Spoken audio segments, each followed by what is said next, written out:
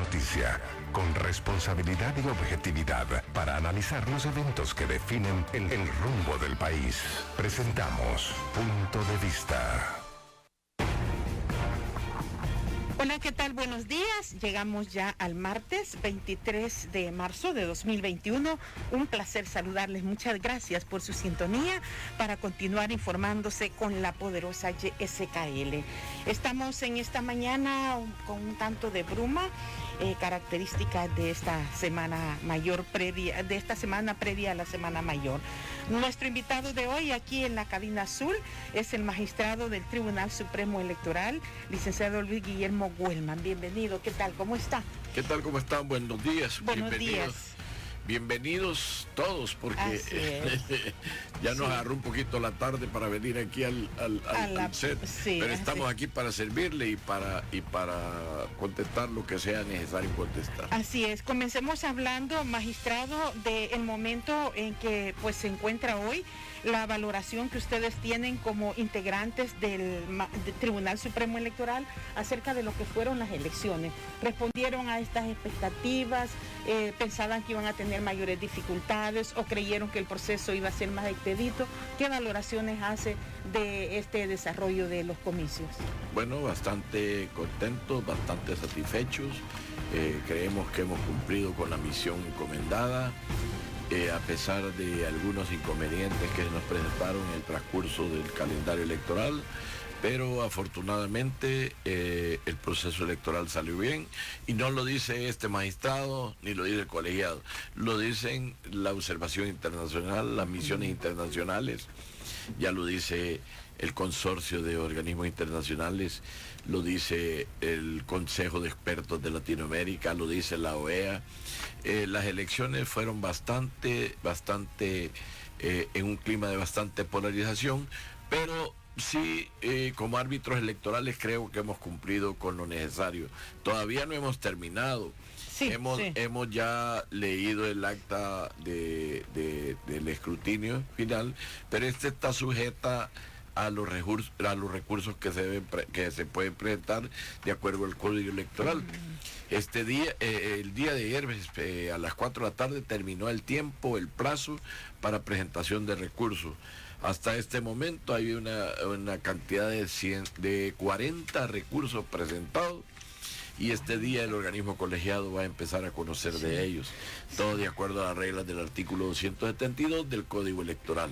Sí, hay momentos cruciales en este proceso que todavía, como dice usted, está en desarrollo, y bueno, a partir de lo que se estableció con el escrutinio, creo que un momento que antecedió a este proceso fue la instalación de los centros de votación y algunos problemas que se dieron con la apertura, específicamente en la zona de Santa Marta. ¿Esto cómo lo valoran ustedes? ¿Afecta el trabajo global que se había hecho? ¿Lo ven como expresiones normales en un proceso, magistrado? Todos los procesos electorales tienen sus fallas, no son perfectos. Sin embargo, a pesar de los retrasos que se tuvo en los centros de votación el 28 de febrero, también quiero manifestarle que el uso de la tecnología y el uso y el sistema de transmisión de los resultados fue bastante efectivo. Ya lo decía Pablo Galarce, que es el director para el Triángulo Norte de AIFES, de la Fundación Internacional de Estudios Electorales, que es una organización que fue patrocinada por el gobierno de los Estados Unidos para que nos colaborara, para que nos apoyara en el tema electoral. Dijo, El Salvador se ha ubicado en una posición de vanguardia en el tema electoral con la tecnología. Con la tecnología inmensa, magistrado. Y la tecnología inmensa, y el proceso de transmisión también fue bastante. Fíjese que el proceso de transmisión con el uso de la tecnología, a las 8 de la mañana del día siguiente, del 1 de marzo, a las 8 de la mañana teníamos el 82% de las actas procesadas. Esto no lo digo yo, lo dice en su informe preliminar la Organización de Estados Americanos. La doctora María Eugenia Vidal manifestó en su informe que, a pesar de los inconvenientes, el día siguiente de la elección, a las 8 de la mañana, estaba el 82% de las actas procesadas. Es cierto, todos los procesos electorales tienen sus fallas, sus errores, se cometen algunos, pero en el global del proceso electoral del año 2021, se hizo lo que pretendíamos, tener unas elecciones transparentes, justas y expeditas. El pueblo dio su voto, el pueblo dio su veredicto, y aquí tenemos ya un claro ganador que se tuvo desde el día en que se empezó a transmitir y a procesar las actas y a transmitir resultados. ¿Y cuáles fueron los aspectos que marcaron la instalación de las mesas del escrutinio final, donde sí hubo algunos desfases, que el partido, específicamente Nuevas Ideas, estuvo denunciando que no llegaban a la hora a los integrantes de las mesas y que hubo al final que hacer un acuerdo para permitir la organización del trabajo? Eso fue en el tema del escrutinio final, ¿verdad? Sí, se llegó a un acuerdo entre el Tribunal Supremo Electoral y los partidos políticos para poder integrar lo más pronto las mesas. En realidad ya no se puede llorar sobre la leche derramada. Sí hubieron bastantes factores que influyeron en eso, pero más que todo no eran del tema propiamente electoral, sino era de la misma polarización entre partidos políticos. Pero como lo dije en su ocasión cuando me entrevistaron, los resultados eran lógicos y claros. El mecanismo que usamos como árbitro electoral fue transparente y a la vez expedito. Y aquí están los resultados. Fíjese que si nos tardamos 19 días para dar la lectura al acta del escrutinio final, fue porque, de acuerdo a la ley, el 28 de febrero fue la elección. 48 horas después teníamos que instalar el escrutinio final. Eso tenía que iniciarse el escrutinio final el día miércoles 3 de marzo. Resulta que no se pudo iniciar el escrutinio final el miércoles por esas diferencias que hubieron entre los partidos políticos y siempre las cuestiones políticas de por medio, no lo técnico en cuanto al proceso electoral. Entonces se inició el escrutinio prácticamente el día viernes 5. Entonces, y ya para lunes, martes habíamos concluido el escrutinio. O sea, empezamos viernes, sábado, domingo, el lunes ya teníamos prácticamente el escrutinio. O sea, si usted va al meollo de la cuestión, usted ve que el escrutinio se tardó poco. Luego que hubieron, se resolvieron algunos escritos que se habían presentado, como el tema de los regidores, el tema de la proporcionalidad de los consejos municipales, pero al final, gracias a Dios, y con la aprobación de todos los organismos internacionales, los observadores nacionales e internacionales, se ha dicho y se sigue diciendo que el proceso electoral en El Salvador fue bastante transparente y expedito. Y aquí estamos, ya esperando resolver esta semana los recursos. O sea, es un voto. Sí, pero los que votan son... Lo que pasa es que también en eso tienen razón. Así como ellos aportan mucho al país, toda la diáspora aporta mucho en el país, pero...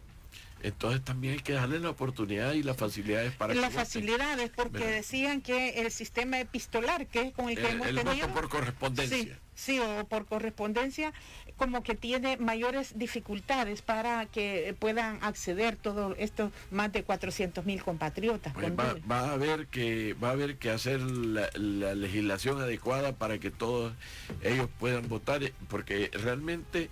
si usted ya va al fondo, sí incide esta cantidad de salvadoreños en el exterior. Me refería a eso, a que, hay que hacer todo un aparato, y lo vivimos en la elección anterior. Se decía que el tribunal no quería el voto en el exterior. El tribunal no es que no quiera. El tribunal está atado de manos. Todo depende de lo que decía la Asamblea Legislativa, todo depende de los factores externos que inciden en la política nacional. Esperamos que ahora se den todas las facilidades para que la gente de la diáspora pueda en el 2024 votar. Y que se desarrolle la legislación, magistrado, porque, bueno, usted que es autoridad electoral, como por ejemplo un originario de Sosori va a definir el mecanismo para elegir a autoridades municipales de Sosori, ¿verdad? Sí, se tiene que hacer, y estamos a tiempo, estamos a tiempo de hacer el estudio necesario y hacer una ley nueva. Y yo y el señor presidente decir que sí se va a apoyar en la cadena nacional. Entonces yo espero que eso se dé. Realmente a veces el magistrado, el organismo colegiado a veces se ve atacado, pero así es la política, ¿ve? Se ve atacado pero lo que tratamos es, yo lo dije antes de las elecciones, el árbitro electoral nunca queda bien. Pero yo creo... Igual que un partido de fútbol.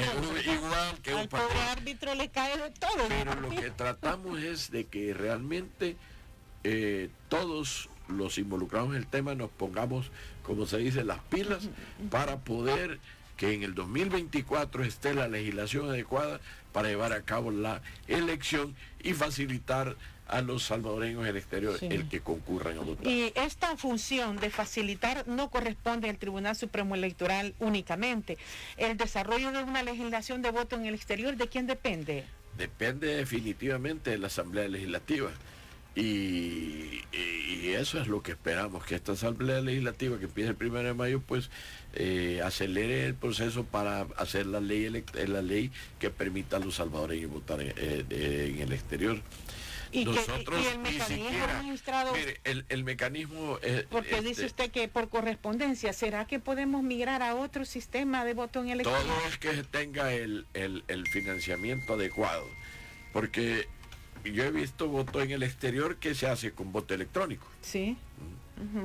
Con un software especial que tenga medidas de seguridad. Pero imagínese usted. Pero eso no lo decide el tribunal. No lo decide el tribunal. El tribunal ni siquiera tiene iniciativa de ley y es Supremo Electoral. Entonces, estamos atados de manos como tribunal. Entonces, por eso algunas veces la gente no entiende y empiezan las redes sociales a atacar al tribunal. Pero eso es la función del tribunal es aplicar y desarrollar la ley. Aplicar y desarrollar la ley. Creo que el tribunal necesita hacer una reingeniería, porque el tribunal no puede, yo al principio decía, el país es muy pequeño y no debería hacer eso, pero parece decir que el tribunal debe separarse de funciones. Yo he llegado a la conclusión de que es necesario. Debe haber un Consejo Nacional de Elecciones y un Tribunal Supremo Electoral.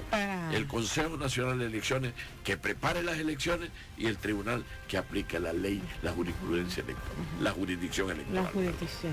Entonces, y le vamos a ver, por lo complejo que son las elecciones. Si las elecciones no fueran tan complejas en este país, pues yo estaba en la sintonía de decir, no, hombre, no es necesario de separar las funciones del tribunal. Pero viéndolo, como dicen, ya cuando uno está, no es lo mismo verla venir que platicar con ella. Entonces ya cuando uno ve, realmente es necesario separar funciones por lo complejo del sistema electoral salvadoreño. ¿Qué le digo? Complejo el sistema, pero de una u otra forma estamos saliendo adelante. Hemos desarrollado un software nacional. Sí. No necesitamos de compañías internacionales que vienen a llevar millones de dólares. Sí. Es cierto, se invirtieron 19 millones de dólares para implementar la tecnología, pero ahí hay 8 o 10 millones de dólares en máquinas, en equipo informático, que va a quedar guardado, bien resguardadito para el próximo, que solo va a estar dándole su mantenimiento para que lo podamos ocupar en el 2024. Tenemos una pausa, magistrado Guillermo Huelman. Vamos a volver en breve para que nos comente también sobre estos indicadores de la votación que tuvimos el pasado 28 de febrero para Parlamento. Según los registros, votaron 50.27% para Parlamento Centroamericano, para Asamblea Legislativa 50.25%, para consejos municipales 50.21%. Ya regresaremos. El magistrado Luis Guillermo Huelman nos va a comentar también sobre cómo estuvo el comportamiento de votantes. Son las 7 de la mañana con 39 minutos. Estamos en el martes 23 de marzo. Hablamos con el magistrado del Tribunal Supremo Electoral, Luis Guillermo Huelman. Hablemos de cómo estuvo la participación de votantes. ¿Hay un alto porcentaje satisfecho con esto, magistrado? Satisfecho, sí, porque por las condiciones en las que se desarrolló la elección. Sí. En 2018, si no me equivoco, si fue el 2018-2015, la última elección, hubo una concurrencia de 48%. Y en esta ocasión tuvimos en una concurrencia aproximadamente el 52%. O sea que hemos superado prácticamente un 5%. ¿Por qué digo las condiciones? La pandemia. Sí. Aún con pandemia, la gente fue a votar. Ese es otro de los aspectos que la observación internacional y los organismos internacionales destacan, que se manejó muy bien el tema de la pandemia, que se veían largas colas en los centros de votación, pero se guardaba el distanciamiento. Y creo que eso es otra de las cosas buenas del proceso electoral, porque aún en pandemia, siguiendo los protocolos que se establecieron entre el Tribunal Supremo Electoral y el Ministerio de Salud, y además los protocolos que nos dictan las organizaciones electorales internacionales, creo que se manejó bien y la gente fue con un poquito más de seguridad a emitir el sufragio. La población, cuánto anuló el voto? Mire, los votos nulos todavía no le puedo dar el dato. Desafortunadamente no traigo pero fue mínimo. Porque hoy que usted hacía referencia a esta elección de 2018, recuerdo que hubo cualquier cantidad de escritos en la papeleta anulando el voto, ¿verdad? Por eso le preguntaba sobre cómo había sido. Sí, pero fue poco. El voto nulo y el voto impugnado fue poco.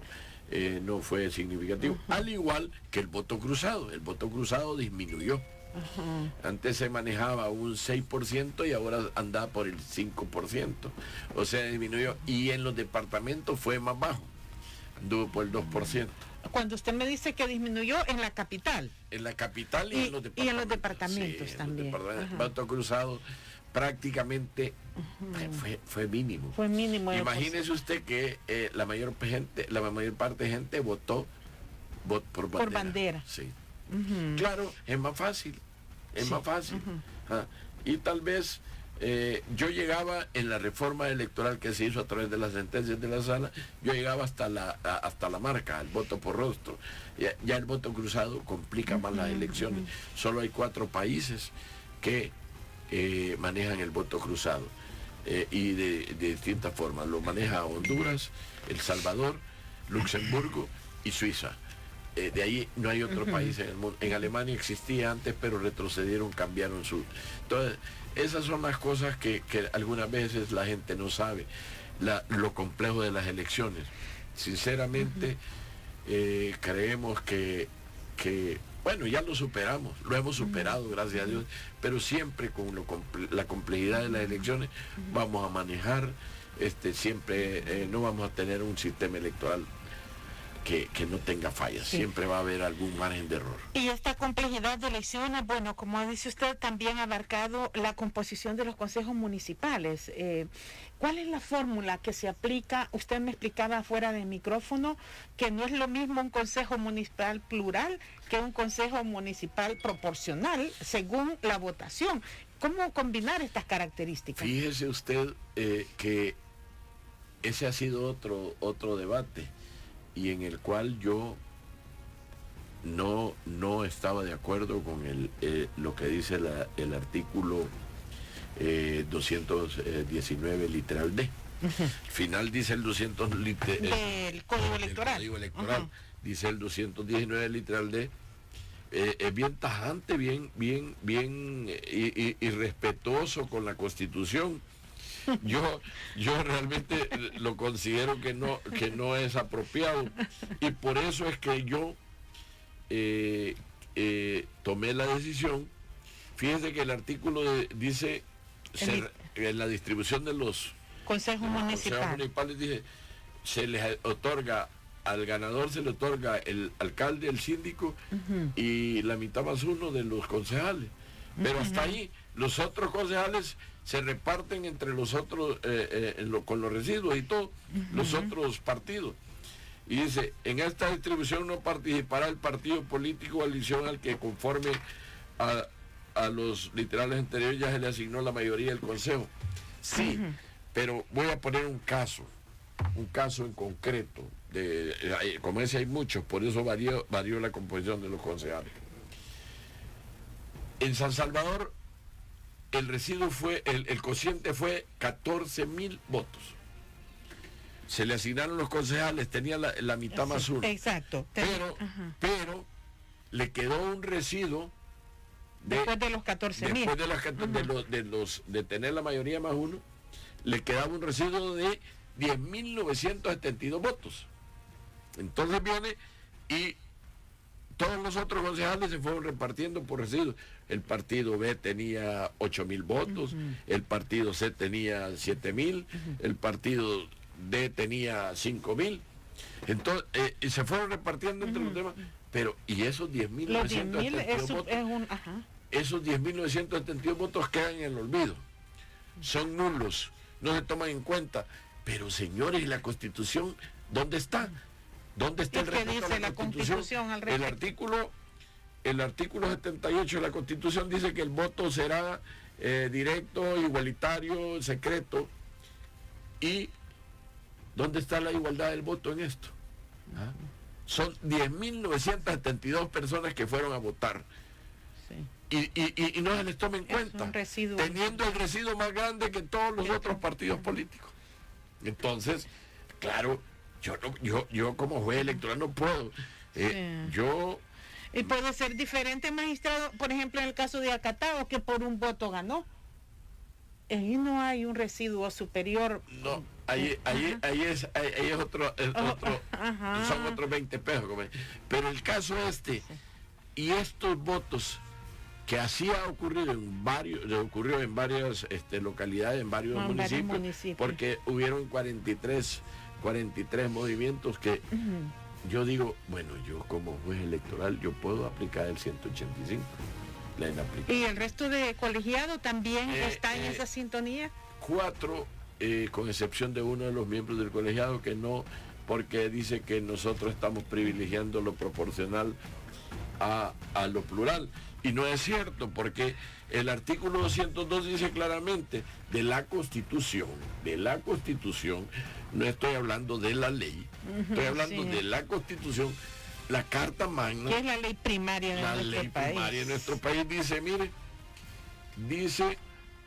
artículo 202, para gobierno local, los departamentos se dividen en municipios que estarán regidos por consejos formados por un alcalde, un síndico y 2 o más regidores cuyo número será proporcional a la población. O sea, está hablando de la proporcionalidad. Y el artículo 78, de la Constitución, del Código. De la Constitución. De la Constitución. Dice, el voto será libre, directo, igualitario. Igualitario y secreto. Igualitario. Y estos 10,792 votos que estaban en San Salvador no son iguales a los demás. Sí, no fueron votos válidos. Entonces, también hay que respetar la Constitución. Y entonces, ¿cómo quedan el artículo 72 y 73 de la Constitución? Siempre la Constitución. Los derechos políticos del ciudadano son ejercer el sufragio, numeral 1. Artículo 73. Los deberes políticos del ciudadano son ejercer el sufragio, numeral 73. Además, hay sentencias de la Sala Constitucional desde el año 2011 donde está hablando de que se debe respetar la proporcionalidad de los consejos municipales. Entonces, esa fue una discusión que tal vez merecería un análisis o un estudio especial, pero que dentro de mi criterio sí había que respetar. No podía declararse nulos esos votos, no podían darse porque no existían, porque existen. Sí. Y es la voluntad del pueblo y la estamos irrespetando.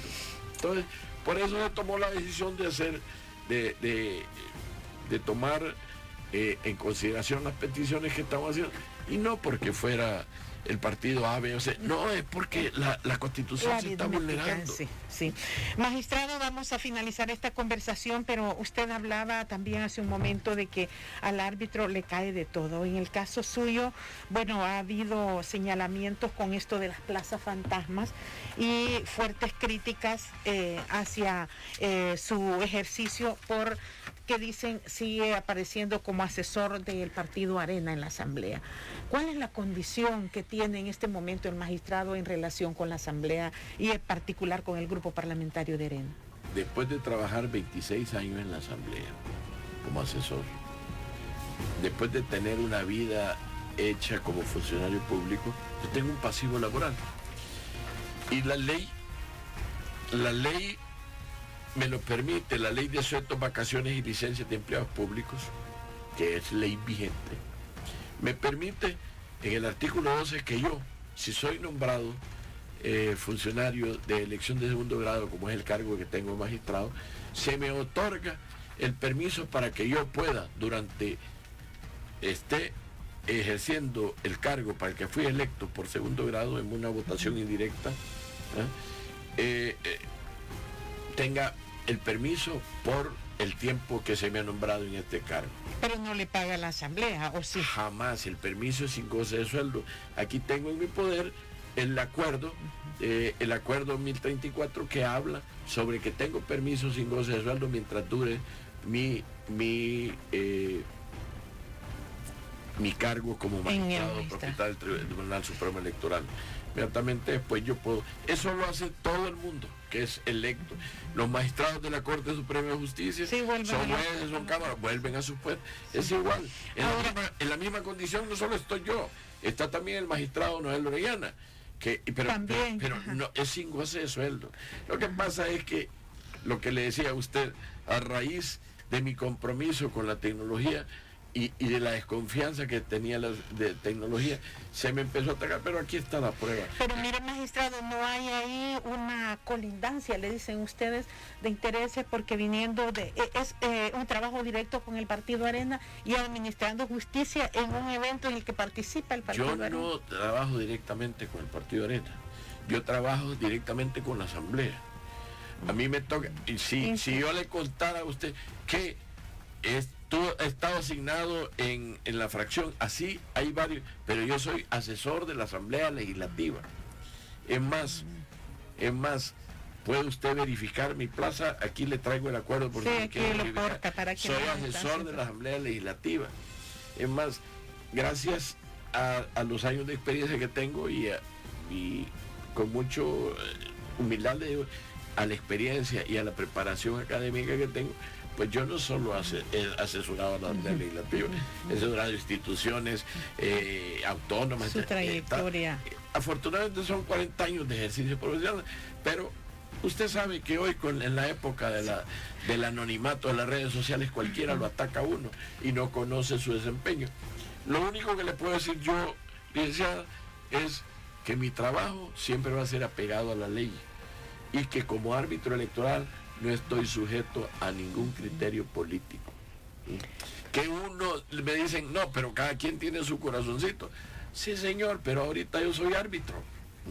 Yo puedo ser mucho del sonsonate, pero si la alianza está ahí y le pega una roteada de 4-0 al sonsonate, ¿por qué voy a estar yo llorando?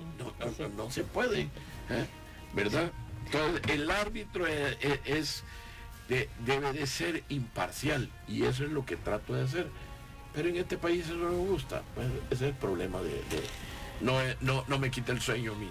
Con esta fundamentación sobre su condición profesional y también de trabajo, le agradezco que nos haya acompañado esta mañana aquí en la CAEL en Punto de Vista. Yo le agradezco también que me den la oportunidad de explicarle a la población.